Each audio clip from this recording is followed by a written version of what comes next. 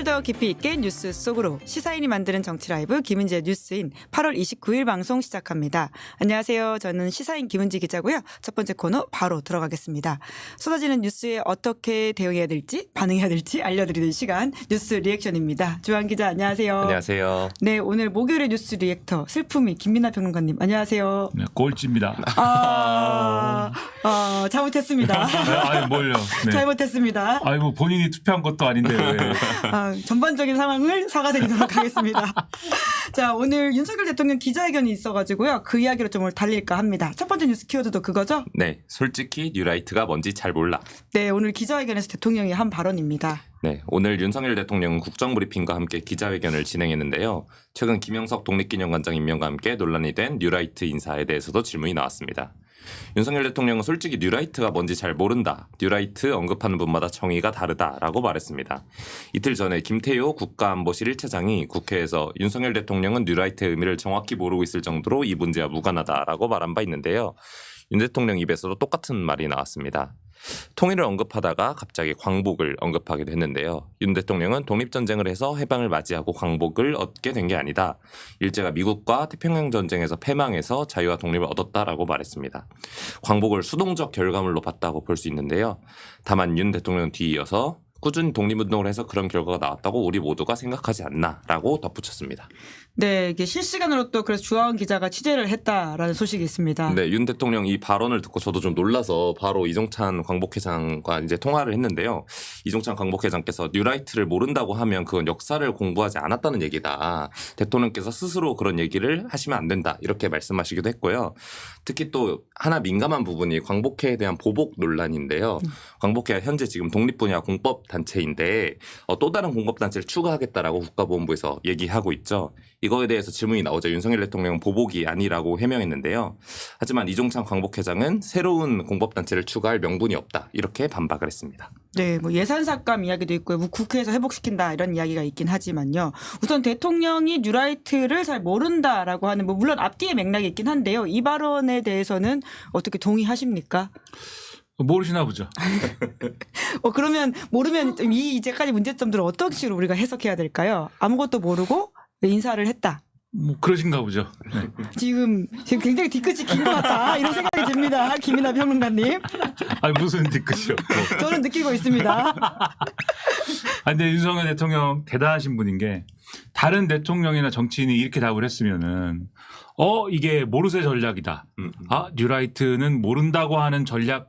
이게 이렇게 모른 척 해도 되나 이렇게 얘기가 가야 되거든요. 근데 윤석열 대통령이 이렇게 얘기하잖아요. 그러면은 사람들이 저 몰랐을 것 같아. 이렇게 되는 그러한 능력을 갖고 있는 분이에요, 이분이. 그래 어떤 일이 일어났을 때 가령 뭐 이재명 대표라든지 한동훈 대표라든지 이런 사람들이 무슨 얘기를 했을 때 그 얘기가 이상하면은 저게 무슨 꿍꿍이지? 저기에 어떤 전략이 있길래 저런 얘기를 하는 건지 막 해석을 하게 되는데 윤석열 대통령 얘기하면 그거 알고 저런 얘기 하시나? 이런 거거든요, 이게. 그래서 아주 특별한 능력을 가진 분이다. 그게 이제 먹히니까 얘기가 이렇게 되는 건데.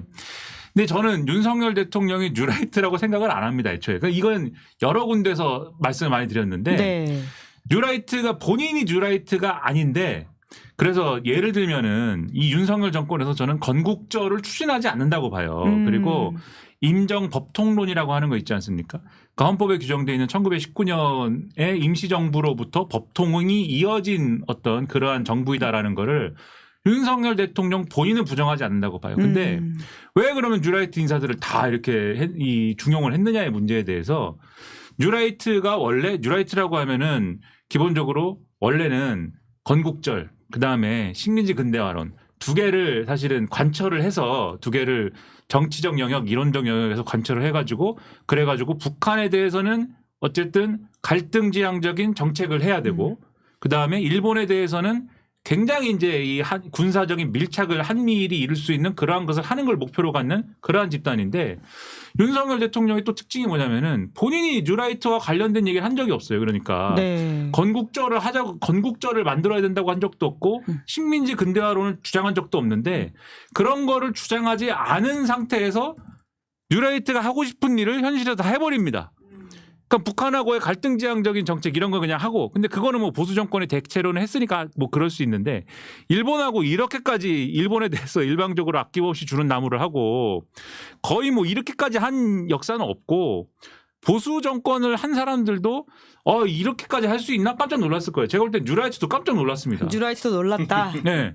그래서 제가 볼 때는 제가 볼 때는 보수 정치 일반도 윤석열 대통령이 일본에 대해서 이렇게까지 하는 거는 감당을 못 하는 거예요, 지금. 그런데 어느 부류만 이거에 대해서 대통령이 너무 잘하고 있습니다. 앞으로 이 방향으로 가시면 됩니다. 누가 이렇게 얘기하는 거냐? 뉴라이트만 이렇게 얘기하는 거죠. 뉴라이트만 동조할 수 있는 방향인 거죠. 그러니까 윤석열 대통령은 본인이 뉴라이트도 공부해야 돼요. 뉴라이트는 공부해야 된다. 공부를 네. 해야지 되는 이 신념 체계입니다. 근데 예. 따로 공부를 안 하셔도 윤석열 대통령은 따로 그 학습을 안 해도 이미 뉴라이트가 가고자 하는 방향과 목표를 달성을 하고 있기 때문에 뉴라이트하고 현실에서 만나고 그리고 윤석열 대통령 입장에서는 다른 사람들이 자기가 일본하고 이렇게 밀착하는 거에 대해서 이해를 못 해주는데 뉴라이트 사람들은 이해를 해주니까 그 사람들을 중용할 수밖에 없고 또 뉴라이트는 이게 얼마나 천재 이루의 기회입니까? 이명박 정권 때 그렇게 열심히 해보려고 했던 게 박근혜 정권 때 국정교과서 그것으로 완전히 참패해가지고 이분들이 현실에서 영향력이 없어진 분들인데 이번에 어쨌든 윤석열 대통령이 뜻하지 않게 어쨌든 이렇게 일본 밀착 행보를 보이면서 자기들한테 기회가 온 거잖아요. 이거 한번 잘 살려봐야겠다. 이렇게 지금 가는 거거든요. 그래서 이런 것들이기 때문에 만약에 윤석열 대통령이 뉴라이트 확신범이다라고 그랬으면 오늘 이 질문 나왔을 때 뉴라이트 사상을 막 설파하고 이랬을 거예요. 대통령은 또 말씀을 길게 하시는 편이니까. 그렇죠. 굉장히 자기가 아는 거에 대해서 막 설명하려 들잖아요. 제가 볼 때는 동의하지 않는 바가 있어서 얘기를 안 한 것 같고 그렇다고 해서 뉴라이트 저 동의하지 않습니다. 이러면 자기가 이렇게 인사한 것을 설명할 수가 없잖아요. 그러니까 모른다가 정답이다 이거는. 그래서 모른다고 한 거다. 진짜 모른다. 네. 제가 볼 때는 그러니까 열심히 학습하지 않은 게 맞으나 대략의 개념까지 모르겠습니까? 그러나 모른다고 해야 내가 뉴라이트가 아닌데 뉴라이트 인사들을 중용하고 있는 거에 대한 이 설명을 안 해도 되는 상황이 되기 피해갈 때문에 수 있다. 그렇죠. 네. 그래서 모른다고 하는 것이다. 네. 두 번째 뉴스 키워드도 기자회견 관련된 겁니다. 외압 실체 없는 것이 자연스레 드러나. 네. 최상병 특검 관련된 질문에는 또 이런 주장을 펼쳤습니다. 네, 오늘 기자회견에서 한 기자가 윤 대통령에게 여야 합의로 특검법이 통과되면 수용할 건지 그리고 임성근 전 사단장 구명 로비 의혹이 실체가 있다고 생각하는지 물었습니다. 윤석열 대통령은 직접적인 답변은 피했는데요. 다만 최상병 특검법 청문회에서 외압의 실체가 없는 것이 자연스럽게 드러났다. 최상병의 안타까운 사망 사건에 대해 수사가 잘 되고 있다고 생각한다. 지난번 경찰 수사 결과에 대해서 특별한 이의를 달기 어렵다고 본다라고 말했습니다. 윤석열 대통령은 그동안 수사 결과를 보고 수사가 미흡하면 제가 먼저 특검을 하자고 하겠다고 이렇게 주장해왔는데요. 결국 오늘 답변을 해석해보면 수사가 잘 되고 있기 때문에 특검법이 필요 없다. 이런 입장으로 보입니다. 네. 수사가 잘 되고 있어서 대통령 필요 없다라는 대통령 주장에는 동의를 하십니까? 수사가 글쎄요. 대통령이 우리가 볼 때는 대통령이 주요 수사 대상 아닙니까? 근데 그 주요 수사 대상이 대통령이 수사가 잘 되고 있다고 얘기하면은 그거는 수사가 잘 안 되고 있는 거 아닐까요? 수사가 잘 안 되고 있다라는 느낌이 들고 그리고 오늘 대통령이 그리고 수사가 잘 되고 있고 또 다른 사안에 대해서는 수사 중인 사안에 가족에 대한 수사기 때문에 얘기하지 않아야 된다라고 얘기를 하면서도 그러면서도 이 최상병 사건에 대해서 지난번에 청문회를 하는 거를 TV로 잠깐 봤는데라고 얘기했습니다. 잠깐 봤는데 그 외압이 없었다는 게 다 설명이 되지 않았냐 또 이렇게 얘기를 했어요. 그러면 대통령이 제가 볼 때는 주요한 수사 대상이 될 수 있는 분인데 외압이 없다는 게 이미 확인됐다라고 권력이 어쨌든 최정점에 있으면서 주요 수사 대상인 분이 이렇게 얘기를 하고 있다면은 공수처가 오늘까지 수사를 잘 하다가도 오늘 이 발언 때문에 수사를 못하게 되는 거 아닙니까? 그렇게 될 가능성이 농후한 거잖아요. 이미 이전에 사실은 그 전에 기자회견 때부터도 사실 그런 말씀 하셨습니다만은 지난번에 뭐라 그랬어요. 공수처가 왜 그 이종섭 전 장관에 대해서 호주에서 할 때 왜 그거를 출금했는지 난 이해가 안 된다 이런 말을 하고 그랬잖아요. 사실상 그것은 공수처에 대한 우회적인 압박 아닙니까? 비슷한 얘기들을 저는 오늘 했다고 보는 거예요. 그렇기 때문에 저는 이런 것들이 부적절한 발언이었고 부적절한 발언인데 더해서 공수처가 여전히 이제 제대로 수사를 하지 못하게 만드는 그런 것들을 계속해서 정권이 만들고 있는 거다. 그러니까 결국은 오늘 이렇게 말씀하시면은 결국 특검을 해야 되는구나라는 생각에 더 강한 어떤 근거를 마련해 주는 그런 상황이 될 수밖에 없다. 네, 결국은 근데 대통령이 또 거부권 행사할 것 때문에 문제인 거잖아요. 한동훈 대표가 어떤 식으로 스탠스를 취할지가 결국 핵심 아닌가요? 한동훈 대표는 다 지금 후퇴해가지고 뭐 낙동강까지 후퇴했더만요. 뭐. 아, 낙동강까지 갔어요? 네, 지난번에 그 얘기한 거 아닙니까? 지금 공수처가 수사를 무지하게 잘하고 있다. 지금 현직 대통령이 업무를 정상적으로 수행하고 있는데 그 현직 대통령의 개인 핸드폰까지 지금 그 통신 기록까지 본 그런 역사가 없다. 그렇기 때문에 공수처가 아주 이렇게 수사를 잘하고 있다고 하면은 공수처 수사가 끝난 다음에 특검을 얘기하자라는 것에 대한 근거가 생기는 것이기 때문에 뭐 그런 점도 고려해야 된다 이렇게 얘기했지 않습니까? 근데 원래 한동훈 대표의 원래 주장은 그 전에 전당대회 이전의 주장은 공수처 수사가 끝났느니 뭐 끝나야 된다느니라고 하는 그러한 조건은 달지 않던 걸 볼 때 한동훈 대표한테 이 부분을 기대하는 것은 그 자체적으로 뭘 해주기를 기대하는 것은 상당히 어렵다. 이제 이렇게 생각이 된다. 그럼 최상병 특검법은 계속 공전할 가능성이 크다고 보세요? 그럴 가능성이 이제 큰 거고 그래서 이제 계속 한동훈 대표의 명분을 뺏으면서 민주당이 이제 어떤 방식으로 요거를 끌고 가느냐 이게 뭐 앞으로도 계속 중요한 거죠. 오늘 보도 나온 걸 보니까 민주당이 준비하고 있다라는 안에 대해서 이제 해설이 나오던데 한동훈 대표가 주장한 대로 대법원장이 추천을 하는데 국회의장이 동의하는 방식이다 뭐 이런 얘기 나오더라고요. 이렇게 되면은 뭐 그러면 예를 들면은 받고 더블로가 뭐 이렇게 되는 건가? 예를 들면 한동훈 대표가 그 안을 보고 대법원장이 추천을 했는데 국회의장이 동의를 한다? 그러면 또 뭐 예를 들면은 뭐 대한변협도 그럼 동의합시다 뭐 이렇게 되는 건가? 하여튼 뭐 모르겠는데 그런 것들을 잘 풀어가면서 한동훈 대표가 스스로 지금 못 푸니까 머리를 스스로 못 깎으니까 이발사를 데려와서 머리를 깎아야죠. 그러니까 계속 그런 식으로 명분을 없애가면은 뭐 어떻게 하겠습니까? 끌고 와야 되는 거죠. 계속 그런 식으로. 네, 민주당 쪽 입장을 좀 주한 기자가 취재했다고요? 네, 네. 민주당 쪽에서는 지금 사실 제3자 특검법에 대해서 먼저 한동훈 대표에게 내라 그리고 민주당이 먼저 내라 이렇게 서로 실랑이를 하고 있었잖아요. 어제 저녁에 이제 라디오에 박범계 의원이 나왔는데요. 한동훈 대표가 말 바꾸기를 한다고 민주당이 포기할 수는 없다. 그러면서 당이 제3자 특검안을 포함해 새로운 안을 주체적으로 내는 방안도 고려하고 있다. 이렇게 나왔습니다. 사실 이게 되게 큰 입장 변화인데요.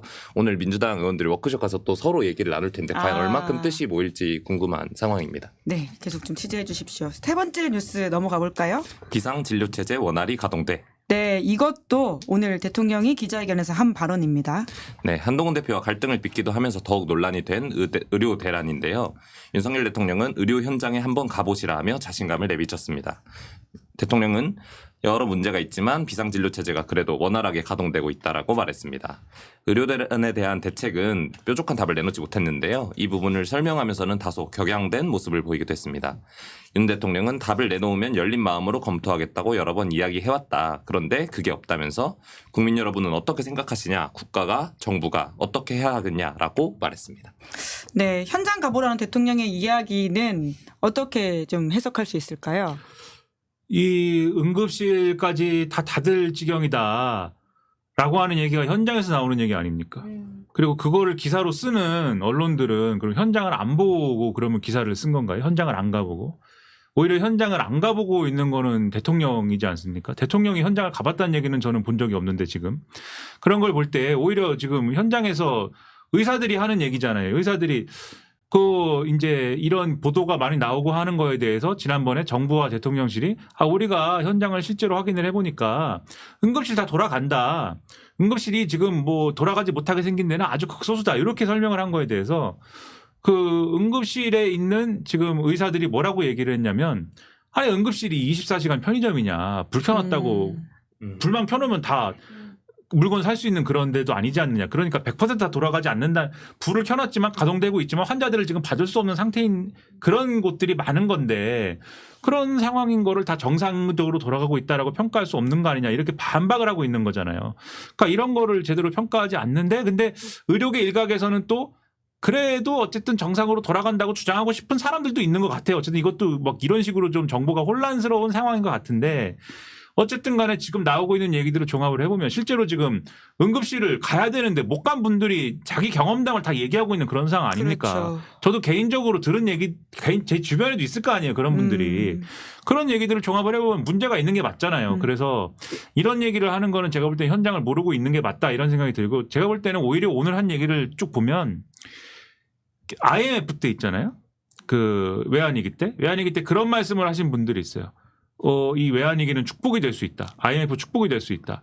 쉽게 얘기하면은 건물이 예를 들면 시사인의 이 건물이 뭐 시사인 것도 아니지만 건물이 아니죠. 네, 안타깝습니다. 네.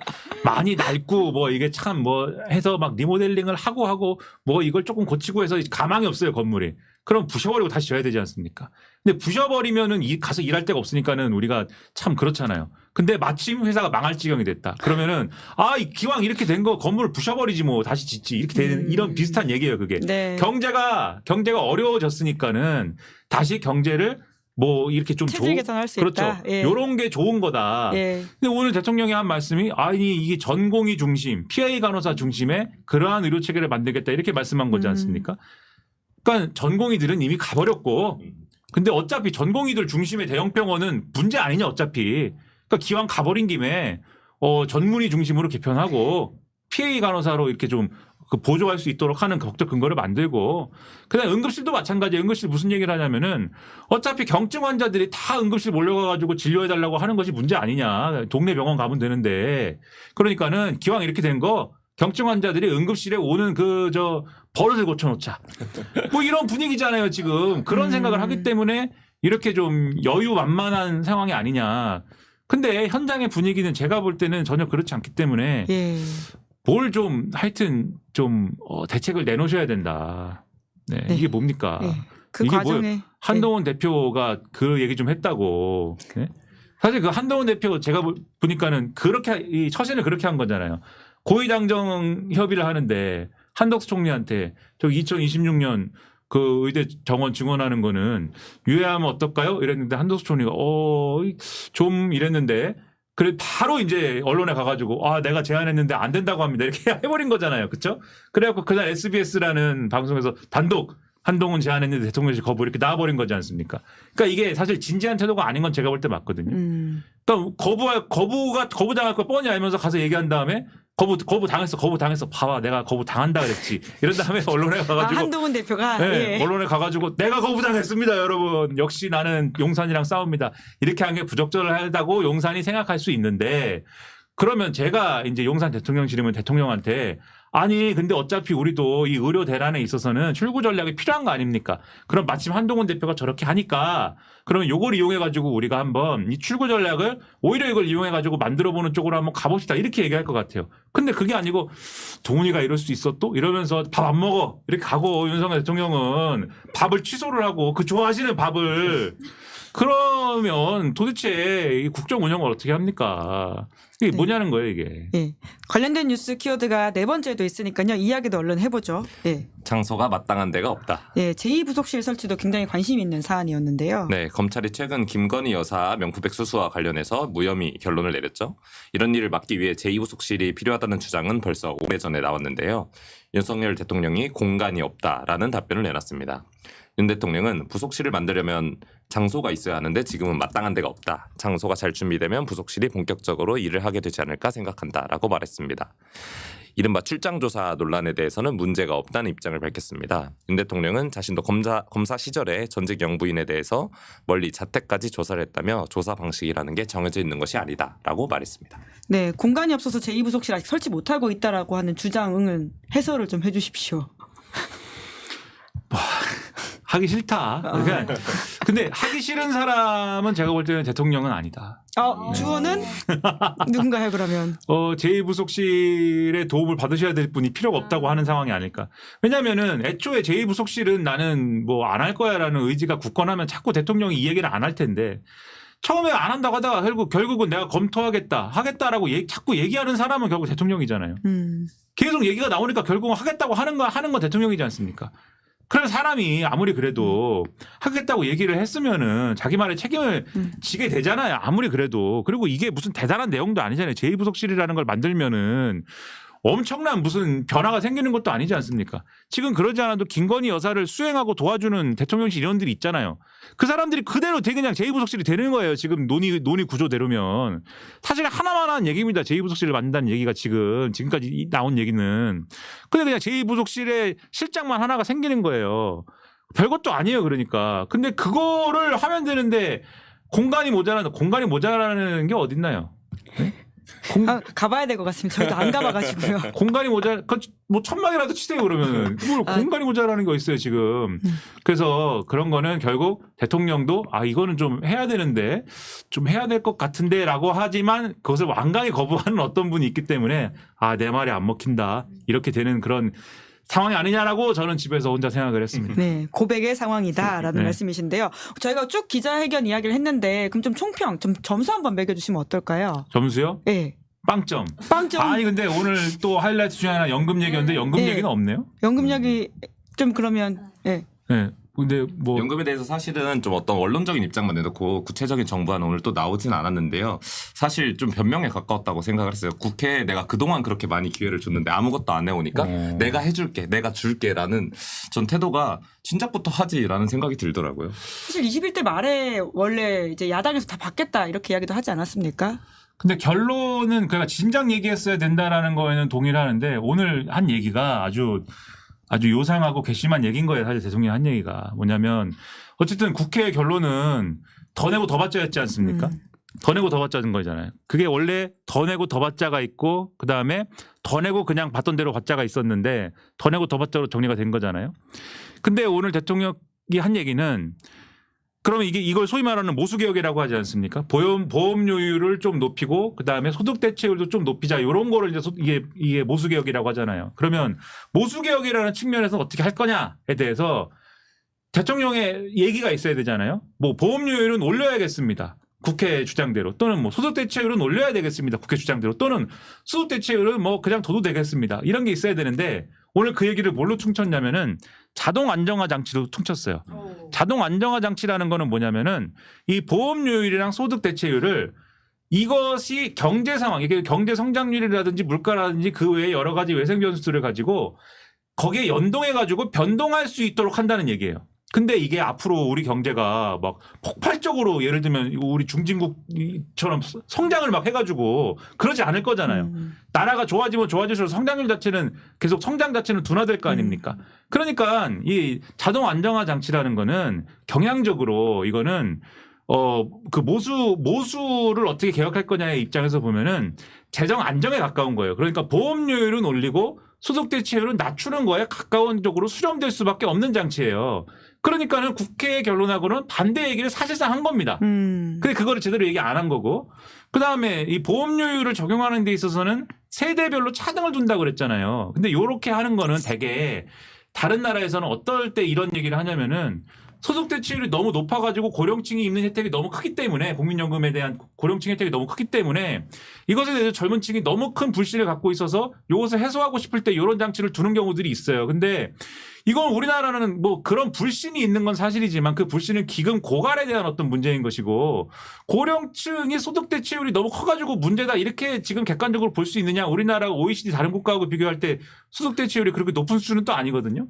그러니까 이게 맞냐? 오히려 세대 간 갈라치기만 하고 끝나는 거 아니냐? 이런 의문이 있는데 네. 이게 전반적으로 원래 국민연금 갖고 얘기하면은 재정 안정화론자가 있고 소득 보장론자가 있습니다. 근데 이번에 국회에서의 그 대결 구도에서는 소득 보장론자가 이긴 거예요, 사실. 근데 방금 쭉 말씀드린 대통령의 말은 재정 안정화론자들의 주장에 기울어진 얘기거든요. 근데 이렇게만 얘기하면 또 욕먹을 것 같으니까 하나를 딱 붙여놓은 게 국고에서 어떻게 한다고 그랬습니까? 이 연금을 지급하는 거에 있어서는 국고에서 보장하게 하겠다. 근데 이거는 소득 안정론자들이 하는 얘기거든요. 그러니까 사실은 프랑켄슈타인을 만들어놨어요. 이건 재정 안정화론자들은 하지 않는 얘기인데 그래서 이거는 이렇게 얘기를 하려면은 네. 아주 새로운 모델이란 말이에요. 프랑켄슈타인이 딱 등장을 한 거예요. 아주 새로운 모델이란 말이에요. 그러면 집권을 딱 했을 때 나는 연금 문제에 대해서 이런 생각 갖고 있기 때문에 이런 청사진을 가지고 앞으로 여러분 논의를 해주세요. 이렇게 갔어야 되는데 이미 국회가 다 얘기하고 다 뭐 끝난 얘기를 지금 이렇게 얘기하면 우리가 무슨 논의를 어떻게 합니까? 안 되는 얘기를 지금 이렇게 얘기하면 연금 얘기는 앞으로 하지 말자는 거에 가깝다. 네. 네, 세대 갈라치기다라고 하는 댓글이 여러 분 올려주고 계시네요. 아까 빵점이라고 말씀해 주셨는데 주한 기자도 한번 점수 매겨주시면. 저는 개인적으로 50점이라고 생각합니다. 몇 점 만점인가요? 100점 만점에 50점입니다. 예, 시작이 반이라고 하는데 사실은 윤석열 대통령이 너무 기자들과 이제 접점이 적고 이제 국민 앞에 나선 게 적다 보니까 시작한 것 자체도 좀 고마울 지경이더라고요. 아. 다만 100점에서 많이 멀어지게 된 거는 계속 곤란한 질문을 하면 질문이 너무 많아서 답을 못 하겠는데 까먹을 것 같은데 이러시면서 계속 피하시더라고요. 다음부터는 좀 연필 가지고 오셔서 이제 적으시면서 기억해서 답변해 주시면 좋겠다 이렇게 네. 생각합니다. 더 자주 했으면 좋겠다라는 바람을 담아서 점수를 매겼다라는 말씀을 드리면서 저희가 마지막 뉴스는 조희연 교육감에 대한 대법원 유죄가 선고가 돼서 10월에 머리를 만지더라고요. 예, 네. 제목권 확정이 됐다. 뒤에도 뉴스가 있어가지고 살짝 만져봤습니다.